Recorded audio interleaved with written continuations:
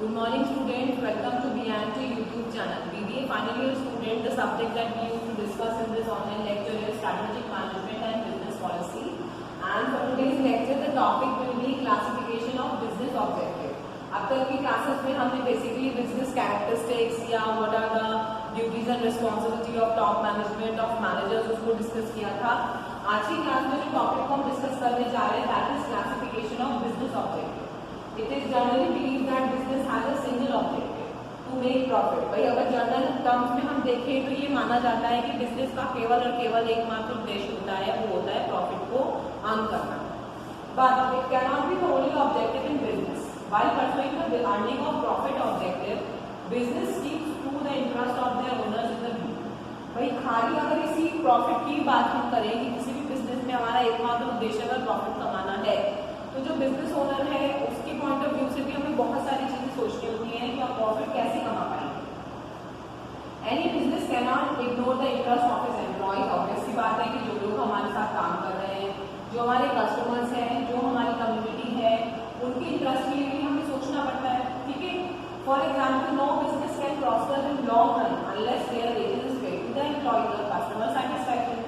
Simple सा एक example यहाँ पर दिया है कि कोई भी बिजनेस लंबे समय तक काम नहीं कर पाएगा या नहीं चल पाएगा अगर वो समय पर अपने एम्प्लॉयज को फेयर वेजेस नहीं देंगे या फिर उनके जो कस्टमर्स हैं अगर वो सेटिस्फाइड नहीं होंगे तो वो लंबे समय तक काम नहीं कर पाएंगे।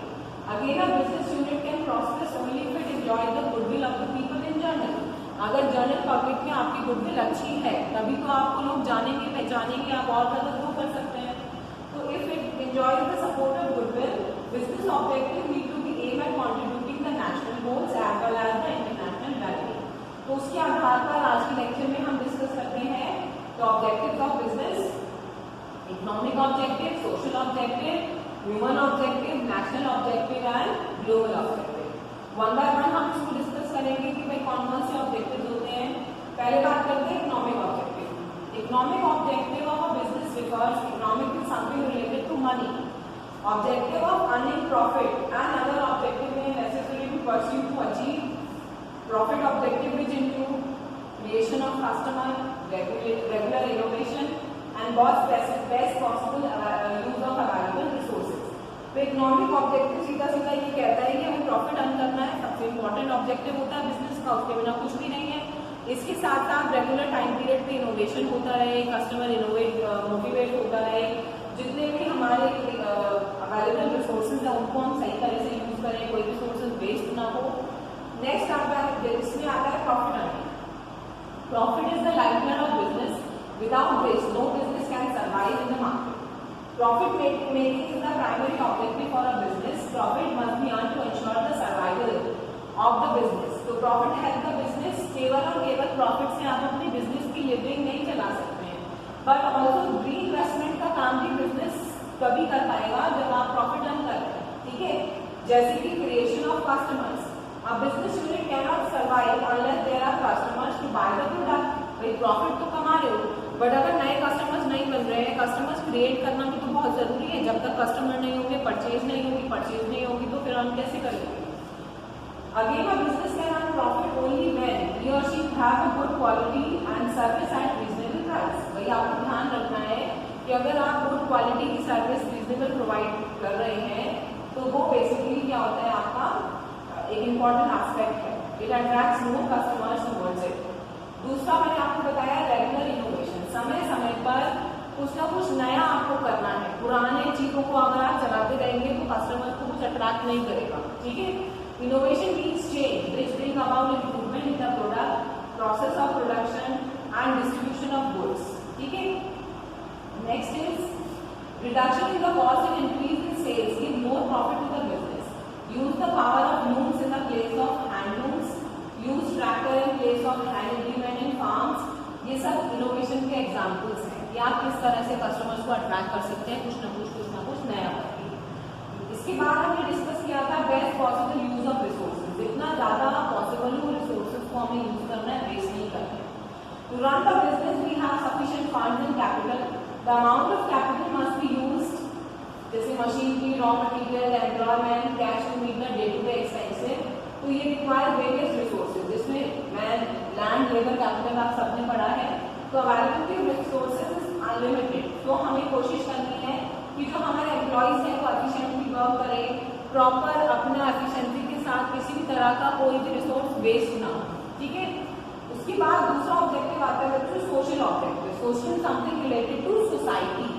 Social objective are those objective of business which are desired to achieve a benefit of the society. वे आप बिजनेस कर रहे हैं, नए प्रोडक्ट सर्विसेज प्रोवाइड कर रहे हैं, क्यों कर रहे हैं? जिससे कि सोसाइटी को चीजें मिले, उनकी स्टैंडर्ड ऑफ लिविंग अच्छी हो, they can live a comfortable life. तो बेसिकली और इसके साथ साथ आप सोसाइटी के रिसोर्सेज को भी यूज करते हैं, एम्प्लॉइज है, लैंड है, लेबर है। तो society expect something in return. और ये जो वेलफेयर है वो बहुत जरूरी होती है। तो business activities lead to socially harmful effect. तो क्या होगा कि आपकी गुडविल अच्छी नहीं होगी, पब्लिक रिलेशंस अच्छे नहीं बन पाएंगे। तो ये सब सोशल ऑब्जेक्टिव के अंदर आते हैं। इसके बाद अगला सोशल ऑब्जेक्टिव को अगर हम बाइफरकेट करते हैं तो production and supply of quality goods and services. Social objective ये कहता है कि हमेशा वही गुड्स और सर्विसेज बनाएं जिनकी क्वालिटी अच्छी हो।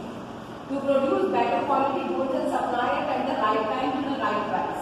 It is not desirable businessman supply adulterate or inferior good which can injurious to the customer। भाई जो कस्टमर्स के लिए इंजरियस हो सकते हैं, आपको कोशिश करनी है कि सोसाइटी के गुड्स फेयर में जो भी प्रोडक्ट और सर्विसेज आप प्रोवाइड कर रहे हैं वो राइट क्वालिटी में हो, राइट प्राइस पे हो, राइट समय पर उनको मिले and should not harm any individual of the society. ठीक है, अगर आप ज्यादा चार्ज करेंगे तो भी सोसाइटी के लिए प्रॉब्लम है। From where they will earn, again the customer will expect कि भाई समय से चीजें मिल जाए, अच्छी क्वालिटी की चीज मिल जाए। इसकी बात है adoption of fair trade practices. जो आप सबको पता है कि अगर आप सोसाइटी को बेनिफिट देना चाहते हैं, if you want the welfare of the society, तो आपको जितने भी अनफेयर ट्रेड प्रैक्टिसेस हैं उनको सपोर्ट नहीं करना है, कुछ भी गलत नहीं करना है। जैसे कि कुछ लोग डुप्लीकेट एडवर्टाइजमेंट में ओवर चार्ज कर लेते हैं, तो ये सब चीजें आपको नहीं करनी है। अनट्रेड प्रैक्टिसेस के बहुत सारे एग्जाम्पल्स हैं जो हमारे कस्टमर्स के लिए भी अच्छा नहीं है और सोसाइटी के लिए भी वो बिल्कुल सपोर्टेबल नहीं होता है। ये वही छोटा मोटा प्रॉफिट कमाने के लिए लोग गलत तरीके से लोगों के सामने चीजें रखने लग जाते हैं। इसके बाद नेक्स्ट आता है contribution to the general welfare of the society. ये भी सोशल ऑब्जेक्टिव का पार्ट है कि business unit should work for the general welfare.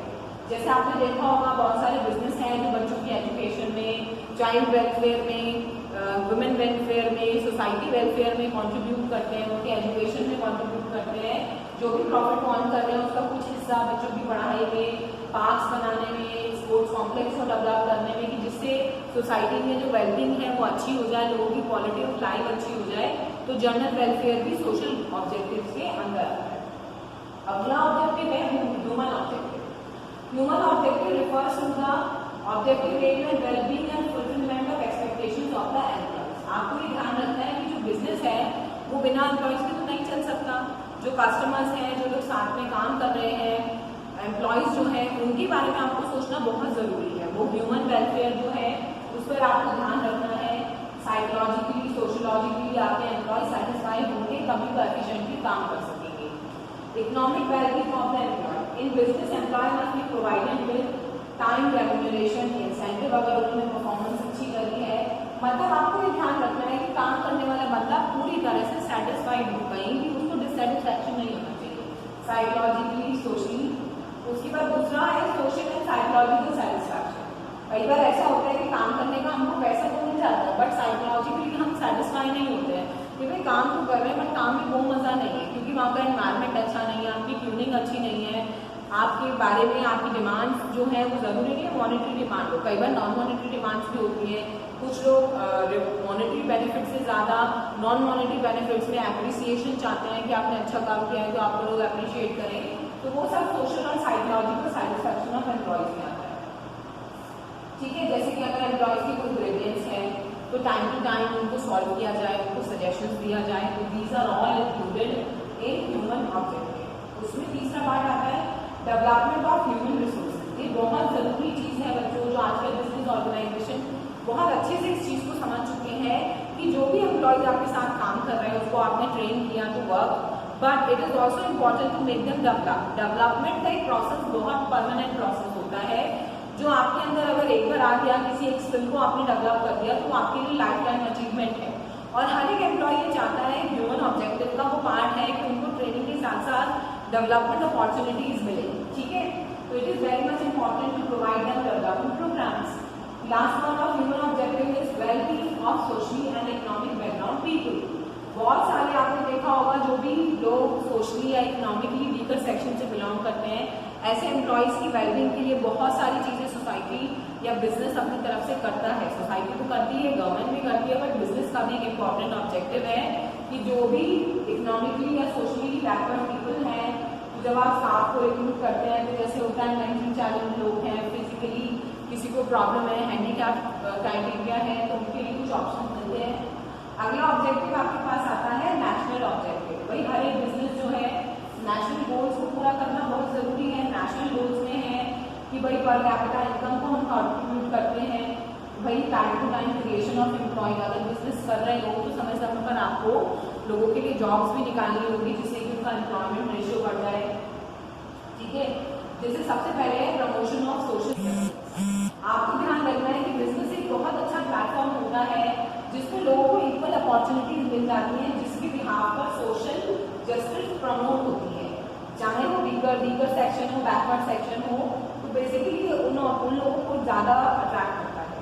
Next national objective आता है production according to national priority.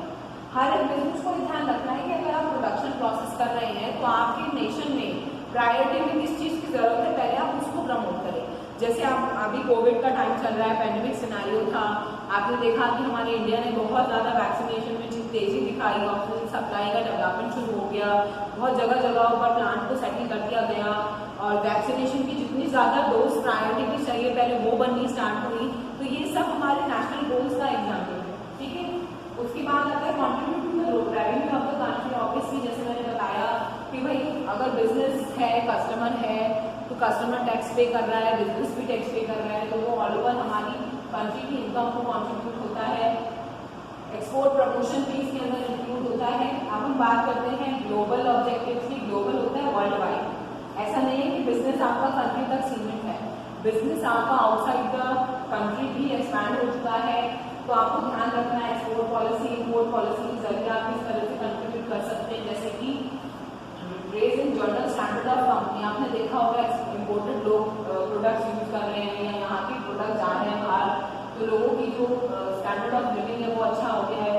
Disparity among Nations, भाई नेशंस में किसी तरह की कोई डिस्पैरिटी नहीं है, सब लोग मिलकर एक्सपोर्ट इम्पोर्ट में इकोनॉमिक ग्रोथ को कॉन्ट्रीब्यूट कर रहे हैं।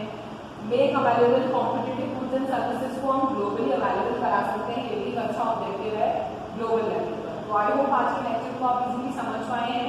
आज की क्लास में हमने बहुत जनरल टॉपिक को डिस्कस किया था कि भाई बिजनेस की क्या क्या ऑब्जेक्टिव होते हैं। बिजनेस के ऑब्जेक्टिव वैसे तो प्रॉफिट अर्न करना है, बट इसके अलावा भी मल्टीपल ऑब्जेक्टिव होते हैं जो आज के लेक्चर के नोट कंटेंट में आपको मिल जाएंगे।